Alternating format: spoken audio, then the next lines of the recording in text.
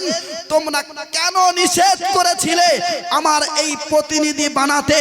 তোমরা কেন বলেছিলে, তোমরা এই কেন বাধা দিয়েছিলে এই প্রতিনিধিকে সৃষ্টি করতে? যেমন বাধা দিয়েছিলে, আমি আল্লাহ এখন বলছি ফাসজুদু লি আদম, তোমরা আদমকে কিবলা বানিয়ে আমি আল্লাহ আমাকে সিজদা দাও। জোরে সোরে বলুন সুবহানাল্লাহ, আর একবার মহব্বত করে বলুন সুবহানাল্লাহ।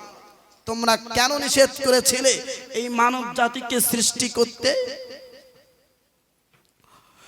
ও সোনার মানিক যুবকেরা, ও আমার আব্বারা ভাইরা মায়েরা, মনে রেখে দিন, মহান আল্লাহ পাক রব্বুল আলামিন ফেরেশতা মণ্ডলীদেরকে ডাক দিয়ে বলেছিলে, ও আমার ফেরেশতারা তোমরা শুনে রাখো, আমি আল্লাহ জানিয়ে দিলাম, হতে পারো তোমরা মাসুম, হতে পারো তোমরা নিষ্পাপ, হতে পারো তোমরা জিকিরকারী, হতে পারো তোমরা আমার ইবাদতকারী।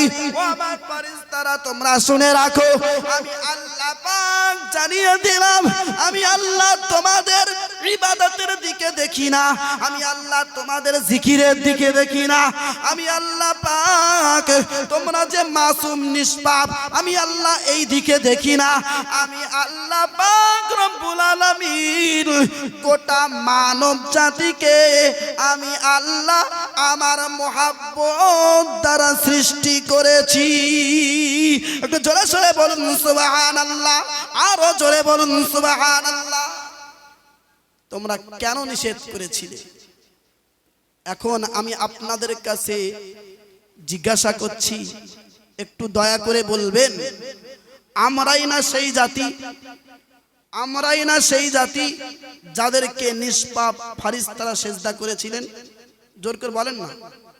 আমরাই না সেই জাতি যাদেরকে ফেরেশতা মণ্ডলীরা সম্মান করেছিলেন? আমরাই না সেই জাতি যাদেরকে খেদমত করার জন্য মহান রব্বুল আলামিন আল্লাহ পাক ফেরেশতা নিযুক্ত করে রেখেছেন? জোর করে বলেন না। আল্লাহ আমাকে আপনাকে এতটা সম্মান আর ইজ্জত দিয়েছেন, অথচ আমি আপনি সেই আল্লাহকে চিনতে পারলাম না, আমি আপনি রসুলকে চিনতে পারলাম না।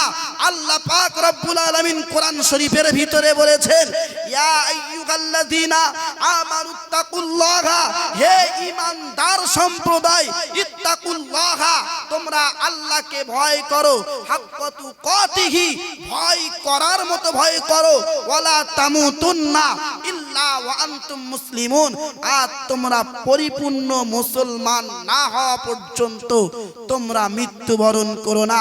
আজকের আমাদের সমাজে আমরা এই যে সুন্দর করে মাহফিল সাজিয়েছি, আর আমরা মনে করি এই সুন্দর করে মাহফিল সাজালেই, বছরে একটা দুটো জলসা দিলেই এতেই আমরা জান্নাতে চলে যাব। আমরা মনে করি কিছু দান করলে এতেই আমরা জান্নাতে চলে যাব। আমরা মনে করি কিছু সওয়াবের কাজ করলেই এতে আমরা জান্নাতে চলে যাব। খোদার কসম করে আপনাদেরকে বলে যাই, আপনাদের ছোট্ট সন্তান হিসেবে বলে যাই, ইবাদত হলো দুই প্রকার। এক নাম্বার হলো ইবাদতে মাকসুদা, যেটাকে বলা হয় নামাজ, অর্থাৎ আল্লাহর ফরজ হুকুম নামাজ নামাজ নামাজ। আর এইগুলো হলো ইবাদতে গায়র মাকসুদা, এইগুলো করলে সওয়াব আছে, না করলে কোনো গুনাহ নাই। কিন্তু নামাজ হলো ইবাদতে মাকসুদা, ওইটাকে যদি আপনি ছেড়ে দেন ওর জন্য আপনাকে শাস্তি ভোগ করতে হবে। হাদিস শরীফের ভিতরে এসেছে, যদি কেউ এক ওয়াক্ত নামাজ ছেড়ে দেয়, আমি রাসূলুল্লাহ জানিয়ে দিলাম ওই ব্যক্তিকে 1,84,000 বছর জাহান্নামের আগুনে জ্বালানো হবে। সেই নামাজ আমাদের পড়ার দরকার আছে না নাই? জলসা দিয়ে পার পাওয়া যাবে? দরকার বলেন, জলসা দিয়ে পার পাওয়া যাবে? বাদামের খোলা এনে পার পাওয়া যাবে? দরকার বলেন না। জলসার মাহফিলে খবরের কাগজ শুনে পার পাওয়া যাবে? চরিত্রহীন বক্তাদেরকে এনে পার পাওয়া যাবে? যাদেরকে নিয়েই আমরা দুটি হেদায়েতের বাণী শুনবো, তাদের চরিত্র যদি ঠিক না থাকে, সেই জলসা দিয়ে কি পরিবর্তন হবে? খোদার কসম করে বলি, সেই জলসা দিয়ে কোনোদিন পরিত্রাণ পাওয়া যাবে না। সেই জলসা কোনোদিন মানুষকে পরিবর্তন করতে করে বলেন আমাদেরকে অবশ্যই অবশ্যই 5 ওয়াক্ত নামাজ পড়তে হবে। আল্লাহ আমাকে আপনাকে এতটা সম্মান দান করেছেন, এতটা ইজ্জত দান করেছেন, অথচ আমি আপনি সেই আল্লাহকে চিনতে পারলাম না। মহান আল্লাহ কোরআন শরীফের ভিতরে বললেন হুয়াজ তাবাকুম, আমি আল্লাহ পাক রব্বুল আলামিন তোমাদেরকে খুঁটে বেছে বেছে আমি আল্লাহই তোমাদেরকে রূহের জগতে বাছাই করেছি। একটু জোরে সরে বলুন সুবহানাল্লাহ, আরো একবার মহব্বত করে বলুন সুবহানাল্লাহ। এই আখিরি নবীর উম্মতদেরকে মহান আল্লাহ এতটা পরিমাণ সম্মান আর ইজ্জত দিয়েছেন যে আখিরি নবীর উম্মত হওয়ার জন্য तमाम পৃথিবীর অনেক নবী আম্বিয়া আলাইহিমুস সালামরা আল্লাহর কাছে আবদার করেছিল, আল্লাহ আপনি আমাদেরকে পৃথিবীর জমিনে পয়গম্বর না বানিয়ে, আল্লাহ আপনি আমাদেরকে পৃথিবীর জমিনে নবী না বানিয়ে, আল্লাহ আপনি আমাদেরকে আখিরি জামানার নবীর উম্মত করে পৃথিবীর জমিনে পাঠান। তো জোরে সরে বলুন সুবহানাল্লাহ। যে নবীরা মহান আল্লাহর কাছে চেয়েছিলেন, কিন্তু আমি আপনি আপনাকে মহান আল্লাহর কাছে চাইতে হয়নি, মহান আল্লাহ না চাইতেই আমাকে আপনাকে শেষ নবীর উম্মত করে মহান আল্লাহ দুনিয়ার জমিনে পাঠিয়েছেন। শুকরিয়া করার দরকার আছে না নাই? শুকরিয়া করতে গেলে মহান আল্লাহর হুকুম আহকাম পালন করার দরকার আছে না নাই? মহান আল্লাহর হুকুম হলো তোমরা 5 ওয়াক্ত নামাজ সময় মতো আদায় করো। যদি আমরা শুকরিয়া আদায় না করতে পারি, মহান আল্লাহ কোরআন শরীফের ভিতরে জানিয়েছেন লাইন শাকারতুম, যদি তোমরা শুকরিয়া আদায় করো লাযিদান্নাকুম, তোমাদেরকে আমি আল্লাহ যা দিয়েছি তার থেকে আরো বেশি বাড়িয়ে দেব। ওয়ালাইন কাফারতুম, আর যদি তোমরা আমি আল্লাহ আমার নাশুকরি করো, আমি আল্লাহ জানিয়ে দিলাম ইন্না আযাব বিলা শাদীদ, তোমরা মনে রাখো আমার আযাবের ভয়াবহতা বড় কঠিন। তাহলে আল্লাহ আমাদেরকে এতটা সম্মান ইজ্জত দিয়েছেন, সেই আল্লাহর হুকুম আহকাম আমরা সবাই পালন করব তো নাকি? জোর করে বলেন না। ও সোনার মানিক যুবকেরা, ও আমার আব্বারা ভাইয়েরা মায়েরা, মহান আল্লাহ পাক রব্বুল আলামিন আমাদেরকে কতটা সম্মান দিয়েছেন, মহান আল্লাহ আমাদেরকে কতটা ইজ্জত দিয়েছেন। মহান আল্লাহ কোরআন শরীফের ভিতরে বললেন ওয়াজাল্লালনা আলাইকুমুল গামামা ওয়া আনজালনা আলাইকুমুল মান্না ওয়াস সালওয়া। মহান রব্বুল আলামিন আল্লাহ পাক বহু বছর হযরত নবী মুসা আলাইহিস সালাতু ওয়াস সালামের উম্মতদেরকে আকাশ থেকে মেঘমালা দ্বারা ছায়া দান করেছেন। ও বাবাজিরা ভাইয়েরা, ওয়া আনজালনা আলাইকুমুল মান্না ওয়াস সালওয়া, মহান আল্লাহ পাক রব্বুল আলামিন বহু বছর নবী মুসা আলাইহিস সালামের উম্মতদেরকে মহান আল্লাহ পাক বহু বছর জান্নাতি দস্তরখানে করে, জান্নাতি ডিশের মধ্যে করে মহান আল্লাহ পাক রব্বুল আলামিন বহু বছর খানা খাইয়েছেন। ও বাবাজিরা ভাইয়েরা, এবার মহান আল্লাহ পাকের নবী মুসা আলাইহিস সালাম মহান আল্লাহকে ডাক দিয়ে বললেন ও রব্বুল আলামিন আল্লাহ, আপনি বহু বছর আপনি আমার উম্মতদেরকে আকাশ থেকে মেঘমালা দ্বারা ছায়া দান করেছেন। ও রব্বুল আলামিন আল্লাহ, আপনি বহু বছর আকাশ থেকে মেঘমালা দ্বারা আমার উম্মতদেরকে ছায়া দান করেছেন, জান্নাতি ডিশের মধ্যে করে, জান্নাতি দস্তরখানে করে বহু বছর আমার উম্মতদেরকে খানা খাইয়েছেন। ও রব্বুল আলামিন আল্লাহ, আমি জানতে চাই এই আমার উম্মতের মতো দামি উম্মত আর কোন নবীর আছে নাকি?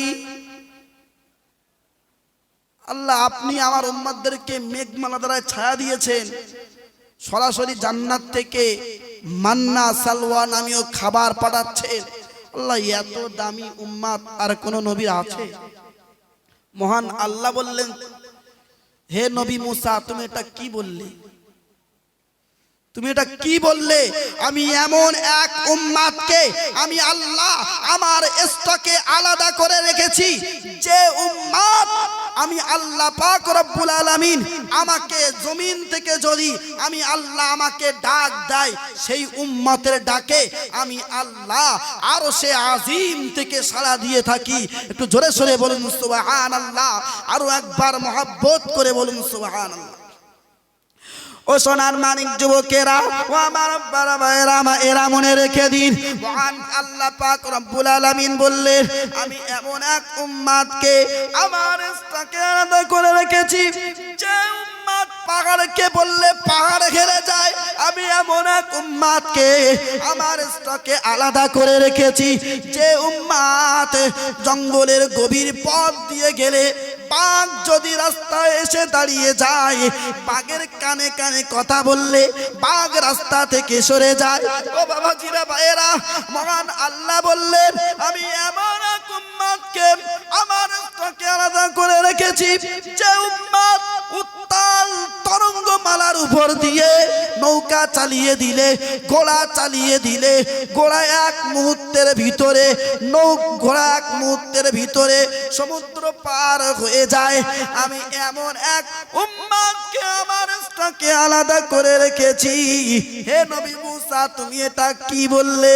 না না, ওই উম্মতকে মহান আল্লাহ পাক রব্বুল আলামিনের নবী মুসা আলাইহিস সালাম বললেন, ও রব্বুল আলামিন আল্লাহ, তাহলে ওই উম্মতকে আমাকে দিয়ে দেন।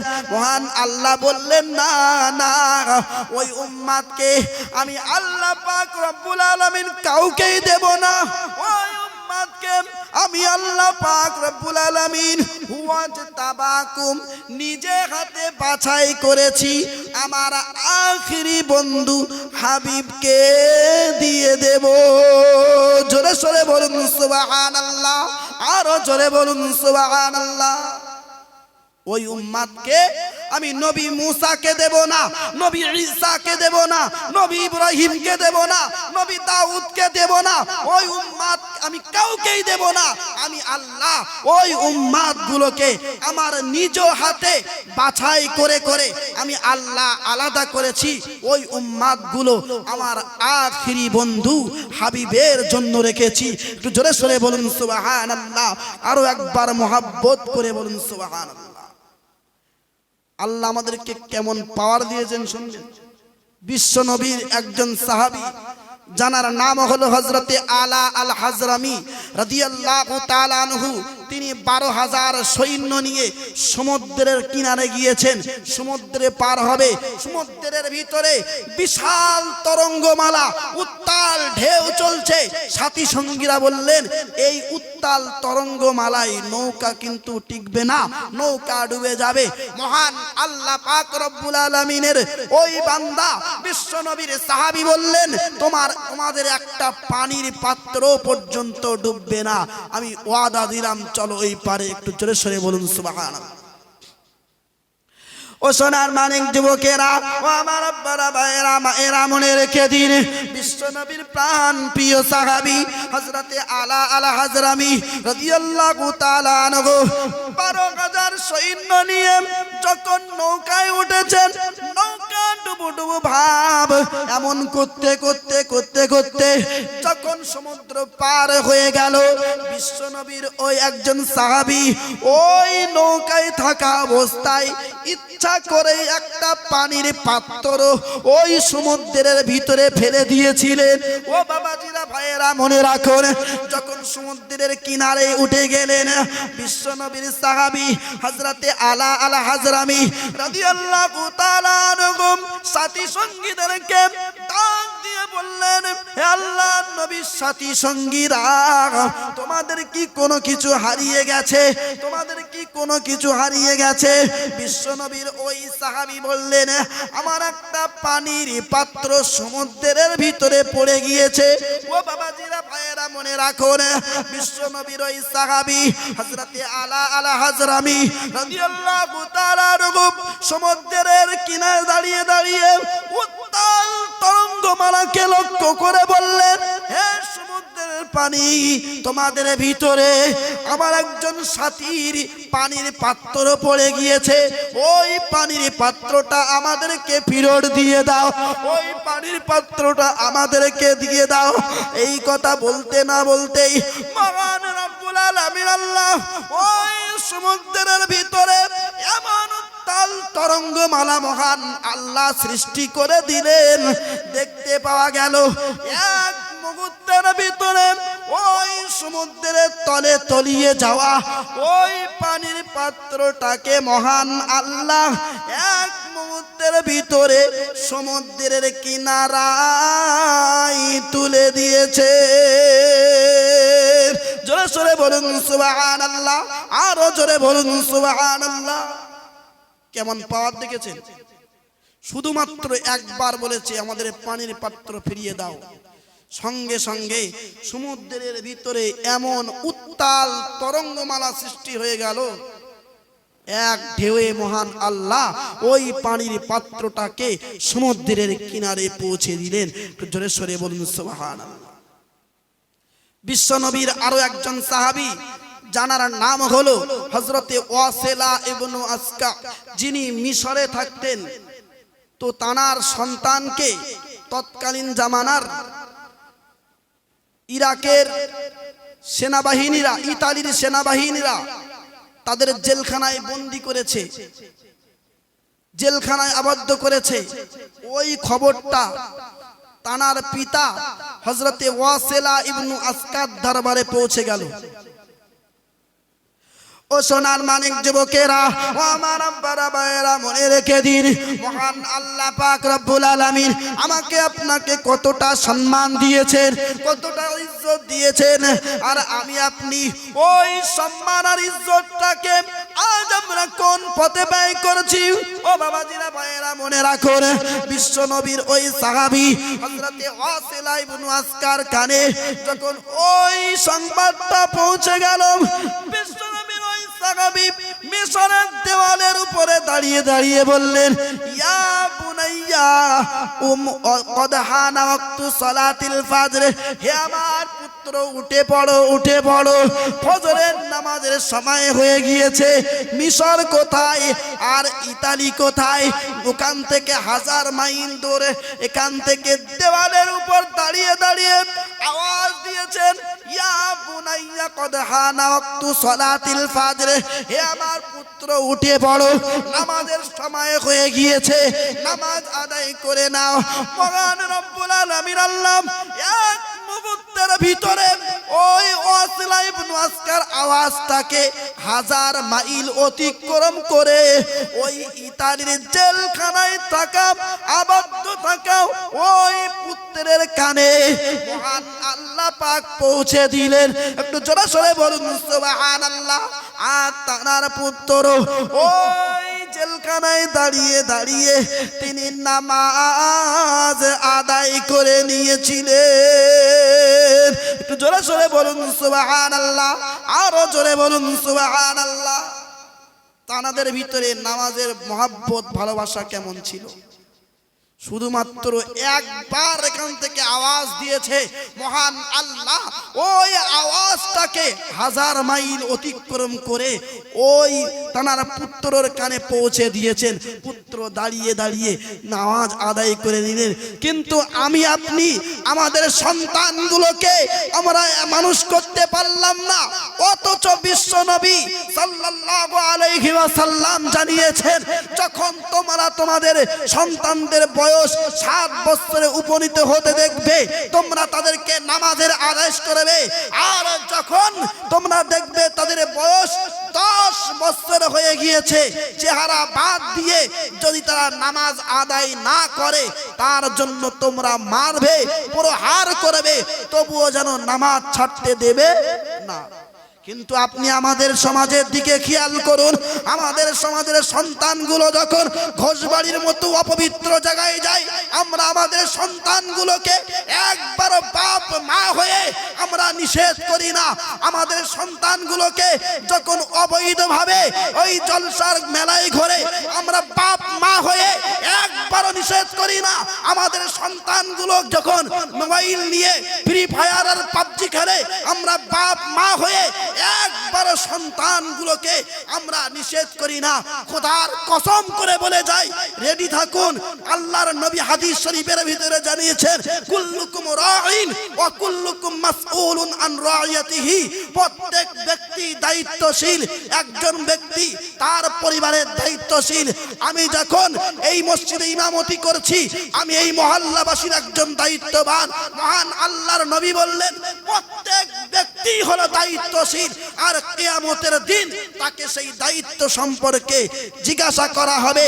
আর মহান আল্লাহ যদি একবার বলেন এই কাজটা কেন করলি, আযাবাহু, তাকে কিয়ামতের দিন সাজা দেওয়া হবে। তাহলে আমরা কোন জায়গায় আছি বুঝতে পেরেছেন? আমরা আমাদের সন্তানগুলোকে আমরা মোটেও নিষেধ করি না, আমাদের সন্তানগুলোকে আমরা গাইড করি না। আর সন্তানগুলোকে গাইড করব কি? আমরা নিজেরাই নামাজ পড়ি না, আমরা নিজেরাই নামাজ পড়ি না। আমরা অথচ জলসা দিয়ে বিশাল নাম কিনছি, বড় বড় নামি দামি বক্তা আসবে, বাদামের খোলা আসবে, অমুক আসবে, তমুক আসবে, আমরা বিশাল নাম কিনছি, অথচ আমরা নিজেরাই নামাজ পড়ি না। খোদার কসম করে বলছি, আপনি যদি নামাজ না পড়েন আপনি নাজাত পেতে পারবেন না জলসা দিয়ে, আপনি নাজাত পেতে পারবেন না জলসায় চাঁদা দিয়ে। সেই নামাজ আমাদের দরকার আছে না নেই? দরকার বলেন না, নামাজ পড়ার দরকার আছে না নেই? আল্লাহ আমাদেরকে এতটা সম্মান ইজ্জত দিলেন, তারপরেও আমরা সেই নামাজের ধার ধারি না। অথচ মিশরে থাকা অবস্থায় যখন তিনি একবার আওয়াজ দিলেন, হে আমার সন্তান উঠে পড়ো, সঙ্গে সঙ্গে ওই সন্তান দাঁড়িয়ে নামাজ আদায় করে নিলেন। মহান আল্লাহ এই উম্মতে মুহাম্মাদিকে এতটা পাওয়ার দিয়েছেন। হযরতে ওমর ইবনুল খাত্তাব রাদিয়াল্লাহু তাআলা আনহু মদিনার মসজিদে নববীতে দাঁড়িয়ে দাঁড়িয়ে তিনি বয়ান করছিলেন। এমন সময় তিনি হঠাৎ করে বলে উঠলেন, ইয়া সারিয়াতাল জাবাল, হে সারিয়া, উনজুর ইলা খালফিক, তোমার পিছনে দেখো শত্রু বাহিনী তোমাদেরকে হামলা করার চেষ্টা করছে। বিশ্ব নবীর সাহাবীরা হযরতে ওমর ইবনুল খাত্তাব রাদিয়াল্লাহু তাআলা আনহুকে জিজ্ঞাসা করলেন, ইয়া আমিরুল মুমিনিন, আপনি কেন এইভাবে বললেন ইয়া সারিয়াতাল জাবাল? আপনি এইভাবে কেন বললেন?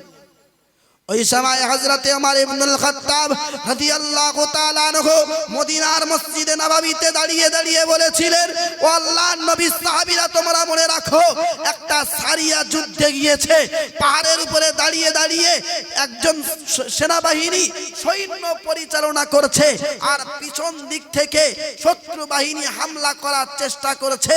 আমি হযরতে ওমর ফারুক রাদিয়াল্লাহু তাআলা আনহু 1000 মাইল দূর থেকে সেটা দেখতে পেয়েছি। ওই জন্য আমি হযরতে ওমর এই মেম্বারে দাঁড়িয়ে দাঁড়িয়ে বললাম, ইয়া সারিয়াতাল জাবাল, হে সারিয়া, উনজুর ইলা খালফিক, পিছনের দিকে তাকাও। মহান আল্লাহ পাক রব্বুল আলামিন হযরতে ওমর ইবনুল খাত্তাব রাদিয়াল্লাহু তাআলা আনহুর ওই আওয়াজটাকে 1000 মাইল দূর পার করে ওই সারিয়ার কানে পৌঁছে দিয়েছিলেন। একটু জোরে জোরে বলুন সুবহানাল্লাহ, আরো জোরে বলুন সুবহানাল্লাহ। ও সোনার মানিক যুবকেরা, ও আমার আব্বারা ভাইয়েরা মায়েরা, মনে রেখে দিন, মহান আল্লাহ পাক রব্বুল আলামিন আমাকে আপনাকে এতটা সম্মান ইজ্জত দিয়েছেন, তাহলে আমার আপনার নবীকে মহান আল্লাহ কতটা সম্মান ইজ্জত দেবেন? মহান আল্লাহ পাক রব্বুল আলামিন তাম পৃথিবীর জমিনে মহান আল্লাহ 1 লক্ষ মতান্তরে 2,24,000 নবী রাসূল প্রেরণ করেছেন। ওই 2,24,000 নবী রাসূল দিগের ভিতরে মহান আল্লাহ পাক রব্বুল আলামিন অন্যান্য নবীদের সঙ্গে মহান আল্লাহ পাক রব্বুল আলামিন এক রকম আচরণ করেছেন, আর আল্লাহ পাক আমার আপনার নবীর সঙ্গে আচরণ আরেক রকম করেছেন। পৃথিবীর জমিনের অনেক নবী আম্বিয়া আলাইহিমুস সালামরা মহান আল্লাহর কাছ থেকে চেয়ে নিয়েছেন। তাদের ভিতরে একজন হযরত নবী ইব্রাহিম আলাইহিস সালাম, তিনি মহান আল্লাহকে ডাক দিয়ে বললেন, রব্বি তুখজিনি ইয়াওমা ইউবাসুন। ও রব্বুল আলামিন আল্লাহ, আপনি কিয়ামতের দিন আমাকে বেইজ্জতি করবেন না। নবী ইব্রাহিম আলাইহিস সালাম মহান আল্লাহর কাছ থেকে চেয়ে নিয়েছেন ওই একই জিনিস মহান আল্লাহ আমার আপনার নবীর বেলায় বলছেন, ইয়াউমা লা ইউখজিল্লাহুন নাবিয়্যা। ওগো নবী, আপনাকে নবী ইব্রাহিমের মতো চাইতে হবে না। আমি আল্লাহ নিজেই বলছি কিয়ামতের দিন আমি আল্লাহ পাক আপনাকে বেইজ্জতি করব না, করব না, করব না। একটু জোরে সরে বলুন সুবহানাল্লাহ, আরো জোরে বলুন সুবহানাল্লাহ। তাকবীর দেন, নারে তাকবীর।